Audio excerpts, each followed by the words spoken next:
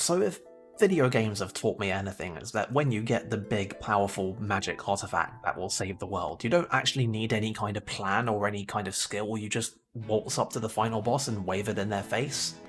So this seems like a perfect plan to me, is what I'm saying. Good luck! Come back safely!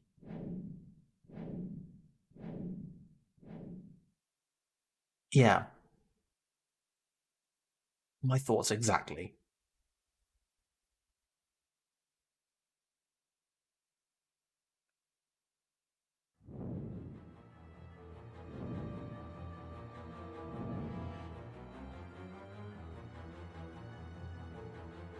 Why did we need the dragon to come here, by the way? Like, we were literally here before. It was like a whole thing. Anyway, yeah, this seems fine. Yeah, these guys work really fast, okay? Okay, yeah, going well.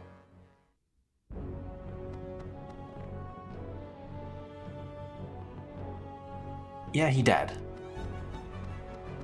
Rip that guy.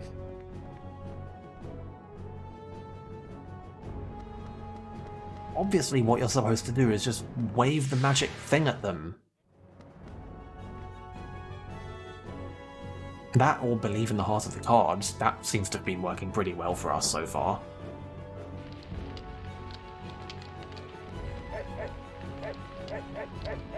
So hey, let's get started on that whole animal relocation project. Oh yeah. There was that whole thing that happened. Like, are we gonna use cards for this? We're going to do something even better. Jella is going to take that dog and shove it in her pocket. Cool.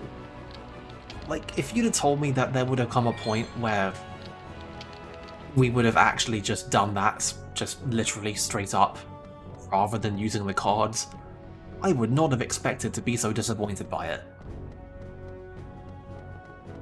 Like, I think this is some kind of meta achievement in video game settings.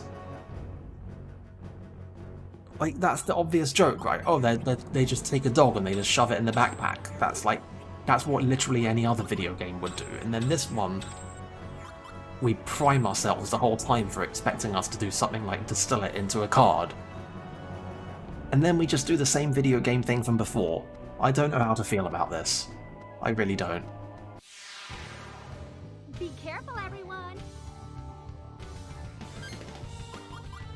Anyway, so how insufferable are these guys? These guys are... they're alright, I guess. They, it really depends a lot on which of their two moves they use. Oh, I love that kind of enemy.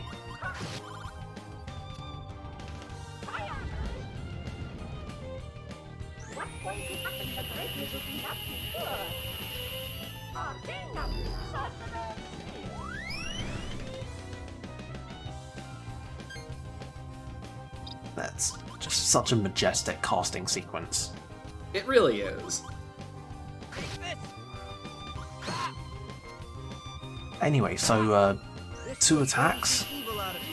Yeah, well, we're getting there. Unfortunately, these guys are slow, and Liud is going to shoot a pan into their face. It's the old grenade trick shot. I can respect it. Anyway, so, they have two things.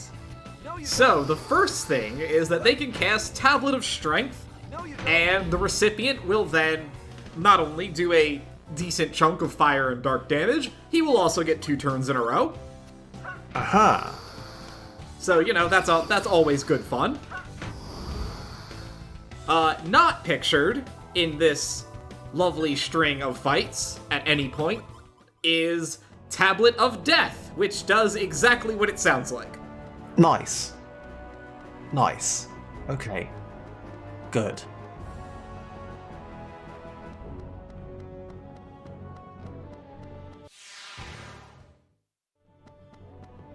Anyway, there's no point in really doing any of this.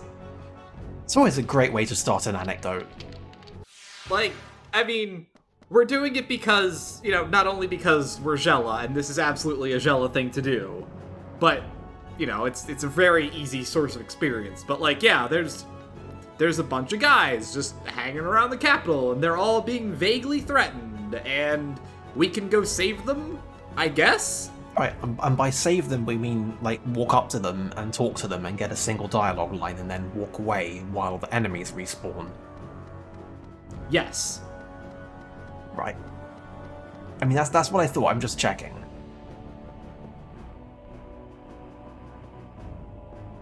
Oh, man. Same.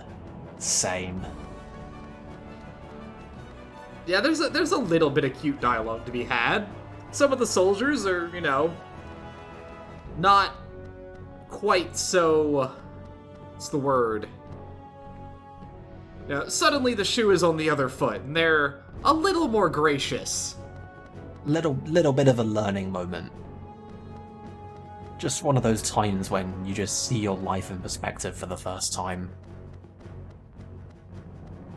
Like, man, maybe I actually am just a train wreck. What have we all done with our lives? All we're good for is perpetuating fascist dictatorships.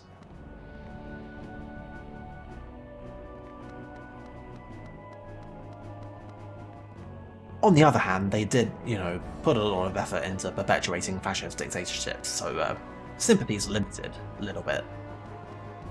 Little bit of a upper bound on that there.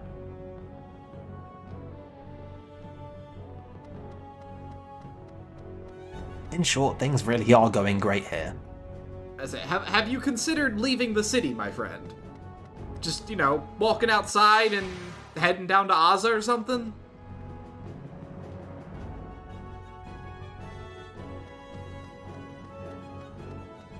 Yeah, I'll be okay, just as long as I move literally anywhere and don't just stay exactly here. Nope, we're gonna do that. We're gonna do the exact thing. That is the least optimal way. No? Okay.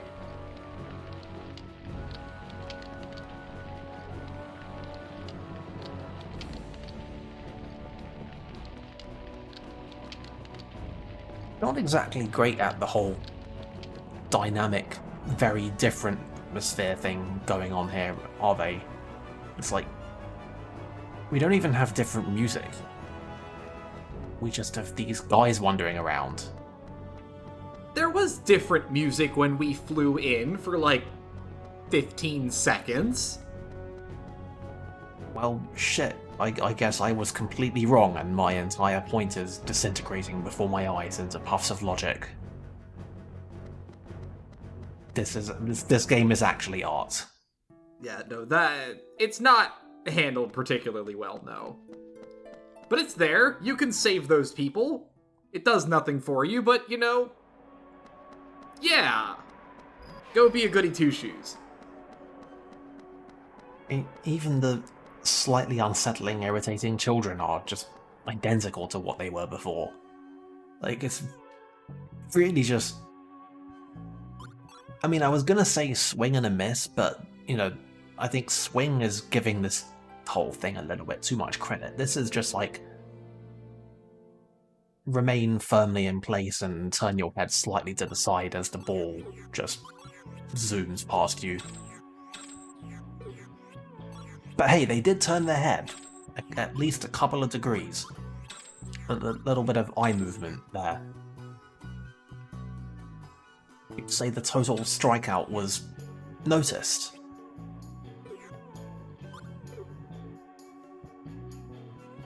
So we're gonna briefly stop by here and get a little extra equipment. The wind armor in particular is going to get some very nice use.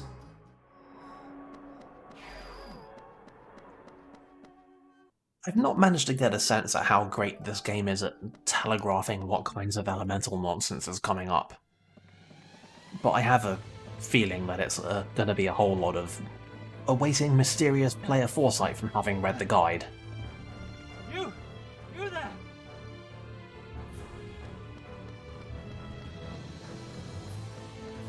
Weren't you in the lava caves? Yes. Who are you? Only a soldier. But I was there too. I saw the Emperor change into that dreadful beast. Then when Melodia and the General came out and did what they did, I was terrified. I ran for my life. What's happening to our world? I feel you know something about all this craziness. Please, help us. Melodia and General Fadro are in the fortress as we speak. Up to something horrible, no doubt. Please, do something. I'm simply terrified. It's all right. Man, really selling We're it here to there. help you. Yes. Please protect the people until then. They need your help as a soldier. Yes. Right, because the soldiers have been doing such a great job of all this so far. Yeah, no, your help specifically, my friend. That's the one guy who's going to turn it all around. But it's crawling with monsters. So please watch out. We don't need to watch out. We've got the magic You be careful, thingamajig. too. We're just going to go and wave it around and it'll fix everything. Haven't you been paying any attention?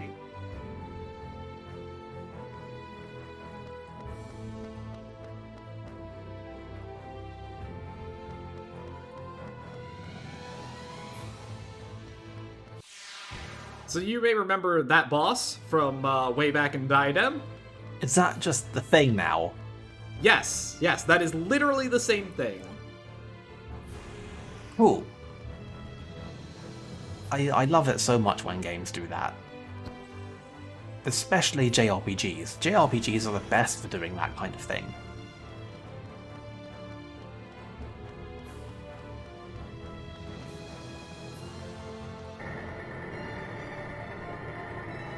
Anyway, it's very, very courteous of them to open the front door for us. Like, you know, we're coming here to stop their plans and defeat Melodia and the evil god, and they're just like, yeah, sure, come on in, why not? They're just being good villains. I mean, that's what you do, right? Is you let them walk right up. We must save Callus at all costs, right? And it's definitely not a trap. Yeah, at all costs, Jella. I cannot stress enough how not a trap this is.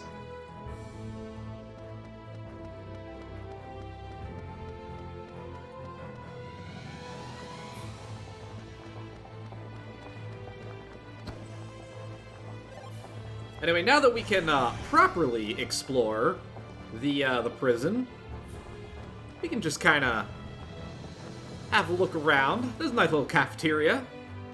Just poke about, steal the cutlery. Be careful. It's fine. Just cram some of it into a Magnus while we're here, why not? Anyway, these guys take their elevator doors very seriously, right? There's like 3 layers on that thing. Yeah, these are the most secure elevators that you will ever see. I mean, at least somebody takes something seriously around here.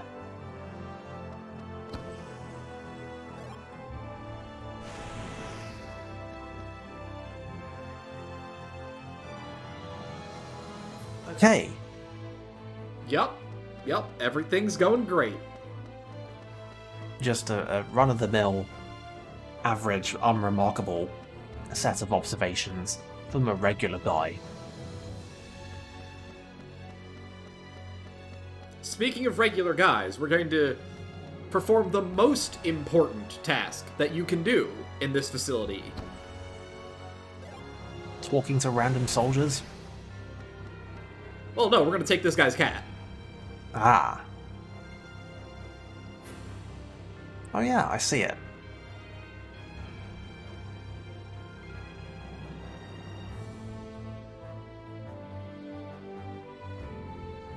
I mean, stuffing it down our pants is sort of like keeping it safe, right?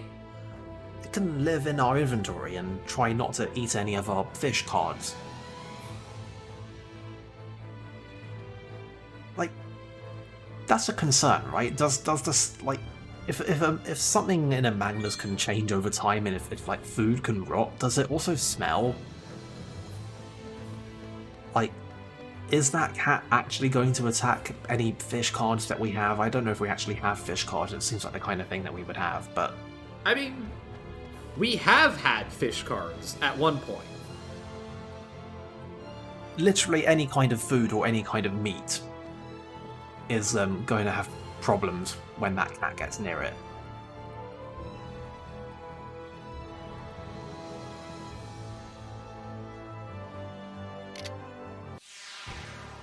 Okay. Yep, we're doing this. I don't know what I was expecting from this gag, but... Dark Flare! Man, has anyone told Hideo Kojima about this? I feel like there could be a whole wealth of inspiration at play here.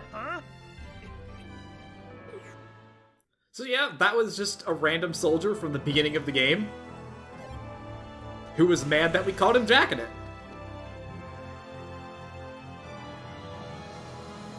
I mean, sure.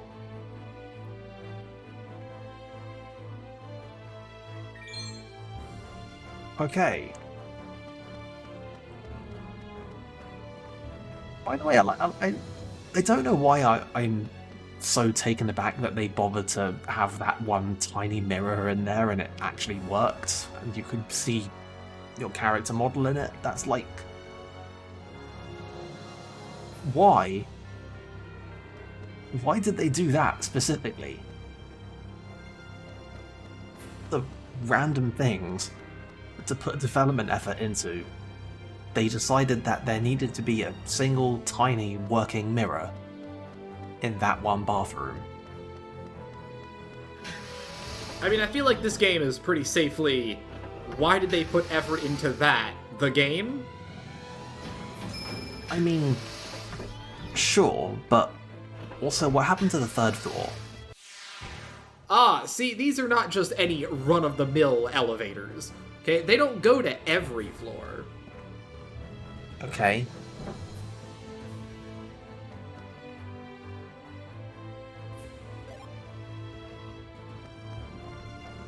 Okay, sure. We're just gonna go with that then. We just have random irregular elevators. Sure.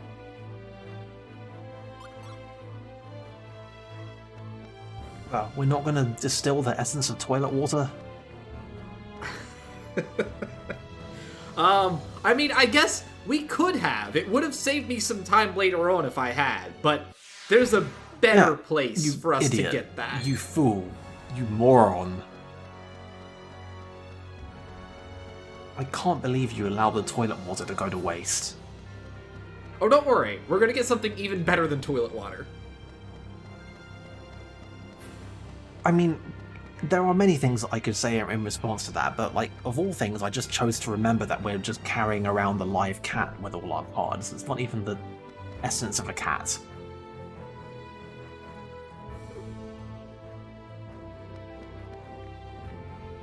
Like, I don't really have much in the way of useful perspective to remark on the contents of our inventory anymore.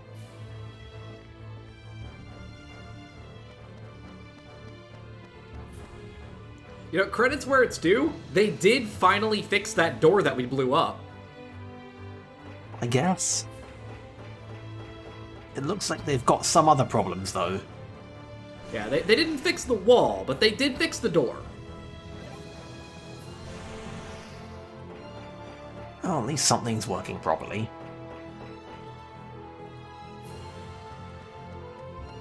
So, like, seriously, what is the deal with any of this? Is it all just literally just a weird elevator distribution puzzle? Yeah, basically.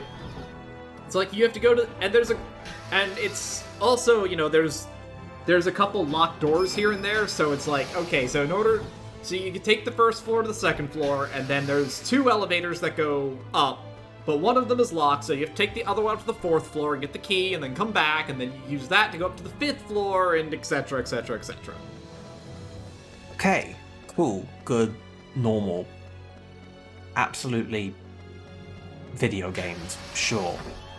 What even is the point of any of this?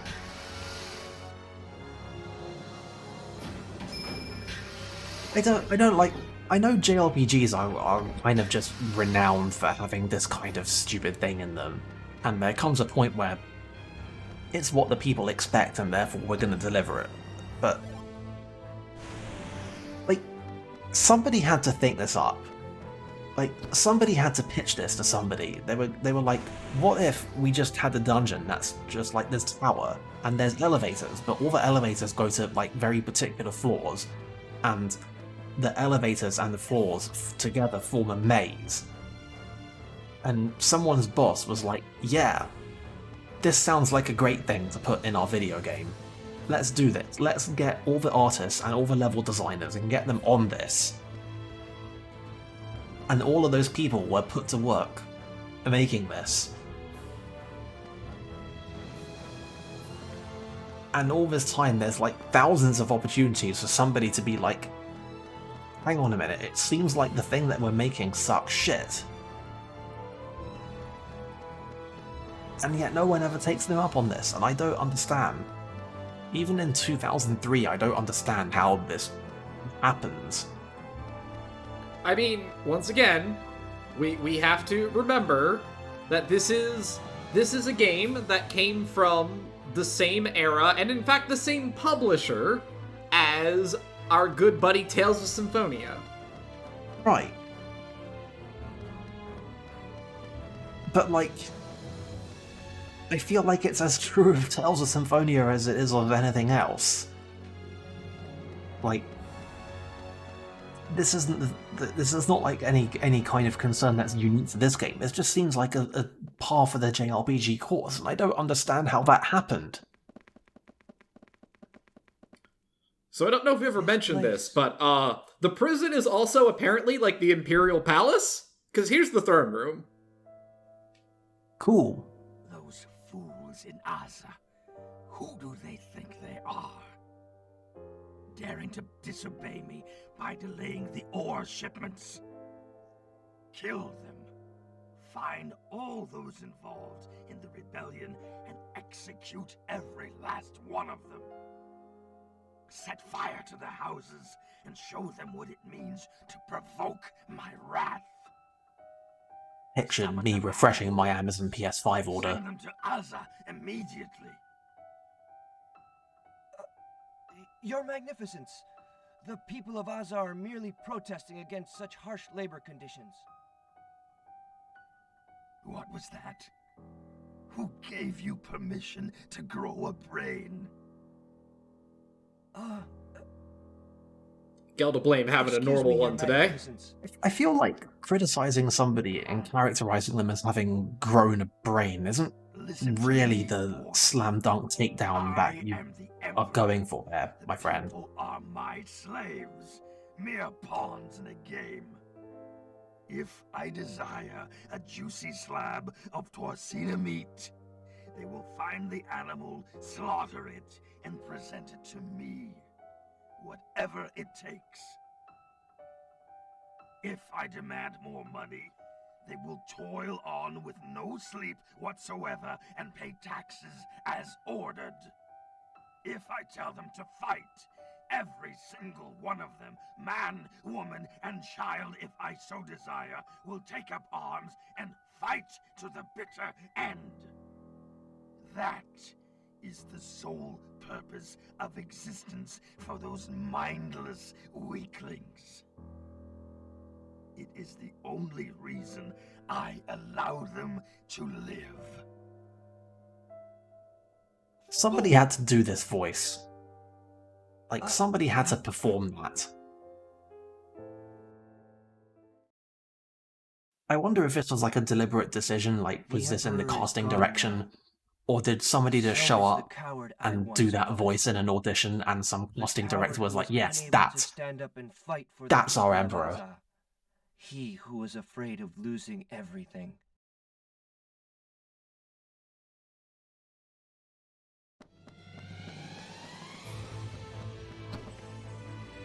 Well, good news. This is about the halfway point of the dungeon, so we don't have that much farther to go.